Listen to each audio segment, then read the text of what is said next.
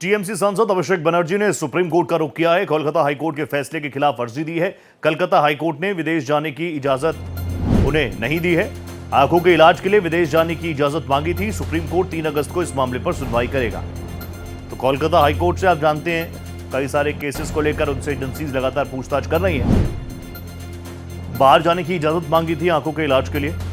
Kolkata high court ने इजाजत नहीं दी। अब इस फैसले को चैलेंज किया है सुप्रीम कोर्ट में और सुप्रीम कोर्ट 3 अगस्त को इस मामले पर सुनवाई करेगा।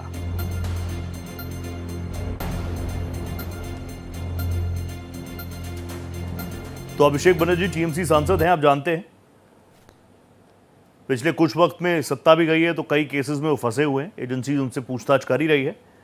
ऐसे में उन्होंने एक पिटीशन दाखिल की थी कलकत्ता हाईकोर्ट में और वहां से उनको इजाजत नहीं मिली थी बाहर जाने के। इसी फैसले को उन्होंने चैलेंज किया सुप्रीम कोर्ट ऑफ इंडिया में। मेरे सहयोगी गोपाल कृष्ण मेरे साथ लाइव जुड़ चुके हैं। गोपाल जी, एक बार विस्तार से बता दें क्या कुछ चीजें, क्या कुछ ग्राउंड्स इस पिटीशन में दाखिल की गई है अभिषेक बनर्जी उनके वकीलों की तरफ से। जी बिल्कुल रोहित, अभिषेक बनर्जी ने कोलकाता हाई कोर्ट के उस फैसले को सुप्रीम कोर्ट में चुनौती दी है जिस फैसले में कोलकाता हाई कोर्ट ने अभिषेक बनर्जी को विदेश जाने की अनुमति देने से इनकार कर दिया था। और कोर्ट ने पूछा था कि क्या पश्चिम बंगाल के किसी हॉस्पिटल में उनके आंख का इलाज नहीं हो सकता है, आप आंख का जांच कराइए और उसके बाद रिपोर्ट आए, उस आधार पर हम देखेंगे कि आपको विदेश जाने की अनुमति दी जाए या नहीं। उसी के खिलाफ अभिषेक बनर्जी ने सुप्रीम कोर्ट का रुख किया है और उन्होंने कहा है कि कोर्ट के आदेश के मुताबिक वो जांच में सहयोग कर रहे हैं। वॉइस सैंपल भी उन्होंने दिया है एक मामले में, लेकिन उसके बावजूद भी उन्हें राहत नहीं दी जा रही है। लिहाजा सुप्रीम कोर्ट इस मामले में उन्हें राहत प्रदान करे। कोर्ट उनकी याचिका पर 3 अगस्त को सुनवाई करेगा। हालांकि आज अभिषेक बनर्जी के लिए हाई कोर्ट से राहत की भी खबर आई है और 3 जो एफआईआर उनके खिलाफ दर्ज किया गया था उस मामले में कोलकाता हाई कोर्ट ने राहत दिया है और तब तक कार्रवाई पर रोक लगा दिया है जब तक कोलकाता हाईकोर्ट इस मामले में अगली सुनवाई नहीं कर लेता है। मेरे साथ बने रहेगा, आगे भी केसेस पर आपसे बात करेंगे। सीईसी चुनाव आयुक्तों की नियुक्ति से जुड़े कानून को चैलेंज किया गया है। याचिका पर सुनवाई के दौरान सुप्रीम कोर्ट ने फैसला रिजर्व रखा है। बड़ी बेंच के पास मामला भेजने पर विचार किया जाएगा। सुप्रीम कोर्ट ने सभी पक्षों के वकीलों से लिखित दलीलें देने को कहा है। तो आप जानते हैं काफी इंपॉर्टेंट ये फैसला रहेगा। सीईसी, चीफ इलेक्शन कमिश्नर, इसके अलावा चुनाव आयुक्तों की नियुक्ति से जुड़े कानून को यहां पर चैलेंज किया गया है और ऐसी जानकारी है कि सुप्रीम कोर्ट ने फैसला सुरक्षित भी रख लिया है। बड़ी बेंच के पास जाएगा, इस पर विचार किया जाएगा। और इस पर बात करने के लिए गोपाल जी लगातार मेरे साथ बने हुए हैं। गोपाल जी, एक बार विस्तार से बता दें क्योंकि काफी इंपॉर्टेंट रहेगा ये।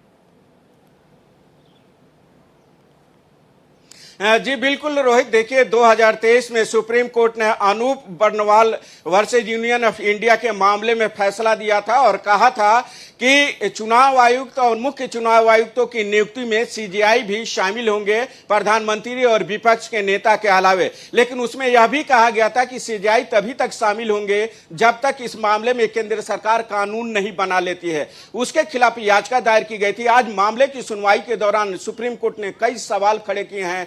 कोर्ट ने कहा कि क्या वाकई में जज की नियुक्ति करता है, क्या नियुक्ति में निष्पक्षता दिख रही है। उन्होंने यह भी कहा कि अंबेडकर ने मरने से ठीक 1 साल पहले कहा था कि लोकतंत्र खत्म हो गया है। कोर्ट ने यह भी कहा कि जिस तरीके से सरकार का रुख रहा है उससे नहीं लगता है कि इसमें निष्पक्षता दिख रही है। कोर्ट ने कहा कि यह मामला 2-1 का है, कैबिनेट मंत्री को यह अधिकार नहीं है या कैबिनेट मंत्री प्रधानमंत्री के सलाह के खिलाफ नहीं जा सकता है। इसलिए बहुमत से जो है वो जिसको चाहेंगे उसको मुख्य चुनाव आयुक्त नियुक्त किया जाएगा। इसी को लेकर के याचिका दायर की गई थी जिसमें सभी पक्षों की जिरह के बाद सुप्रीम कोर्ट ने इसको संवैधानिक पीठ के पास भेजा जाए या नहीं, इसको लेकर के फैसला सुरक्षित रखा है। स्टे विद मी, आगे भी आपसे बात करूंगा गोपाल जी। मध्य प्रदेश के धार भोजशाला विवाद मामले में मुस्लिम पक्ष की याचिका पर सुप्रीम कोर्ट में सुनवाई हुई। सुप्रीम कोर्ट ने परिसर के पास नमाज अदा करने की अनुमति दी है। परिसर के पास अस्थायी तौर पर जमीन आवंटित होनी चाहिए। राज्य सरकार को जरूरी व्यवस्था करने के निर्देश दिए गए हैं। आवंटित जमीन दूर आवंटित की गई थी, इससे मुस्लिम पक्ष नाराज था और उसके बाद आप जानते हैं वापस सुप्रीम कोर्ट का रुख किया और मुस्लिम पक्ष के लिए थोड़ी राहत यहां से कि भोजशाला परिसर के पास में ही नमाज अदा की जा सकती है। वहां पर एक वैकल्पिक व्यवस्था करने के निर्देश राज्य सरकार को दिए गए हैं। फ्राइडे को आप जानते हैं जुमे की नमाज अदा की जाती है और अब जो फ्राइडे आएगा उसके लिए फैसला होगा। सीधा गोपाल जी का रुख करते हैं। गोपाल जी, ये कहीं ना कहीं कुछ राहत भरी खबर मुस्लिम पक्ष के लिए, क्योंकि पहले जो जगह दी गई थी लगभग 1.5 किलोमीटर दूर, जिससे नाराज होकर वापस सुप्रीम कोर्ट ऑफ इंडिया का रुख किया था मुस्लिम पक्ष ने। जी बिल्कुल रोहित, मुस्लिम पक्ष जो चाह रहा था सुप्रीम कोर्ट ने उसे मुहैया करा दिया। मुस्लिम पक्ष यह चाह रहा था कि भोजशाला परिसर के पास जो दरगाह है वहां पर वक्फ बोर्ड की जमीन है, उस जमीन पर नमाज अदा करने की अनुमति दी जाए। कोर्ट ने सरकार को निर्देश दिया है कि वह जमीन अस्थायी तौर पर फिलहाल मुस्लिम समुदाय को दिया जाए ताकि वह नमाज अदा कर सकें, और इसके लिए कोर्ट ने 1 बजे से लेकर के 3 बजे का समय मुकर्रर किया है। और कोर्ट ने राज्य सरकार को यह भी निर्देश दिया है कि हर शुक्रवार को जब नमाज अदा किया जाएगा उस दौरान सुरक्षा व्यवस्था को राज्य सरकार देखे, क्योंकि मुस्लिम पक्ष ने यह अर्जी दायर की थी और कहा था कि सुप्रीम कोर्ट के आदेश का पालन राज्य सरकार नहीं कर रही है, क्योंकि राज्य सरकार ने जो जगह मुहैया कराई है कि तो 2 किलोमीटर दूर है या फिर 1.5 किलोमीटर दूर है, और वहां के जिला अधिकारी यह कह रहे हैं कि वहीं पर आपको नमाज अदा करना पड़ेगा। यह सही नहीं है, सुप्रीम कोर्ट के आदेश का उल्लंघन है, जिसके बाद सुप्रीम कोर्ट ने सभी पक्षों के जीरा के बाद यह आदेश दिया है। अब बने रहेगा मेरे साथ, आगे भी आपसे बात करूंगा। गाजियाबाद में 4 साल की बच्ची से रेप हत्या के मामले में सीजेआई सूर्यकांत ने तल्ख टिप्पणी की। हमने एसआईटी की रिपोर्ट देखी। यह लापरवाही का गंभीर मामला है। सीसीटीवी रिकॉर्डिंग को 6 महीने से ज्यादा तक सुरक्षित रखने के निर्देश अब जारी किए गए हैं।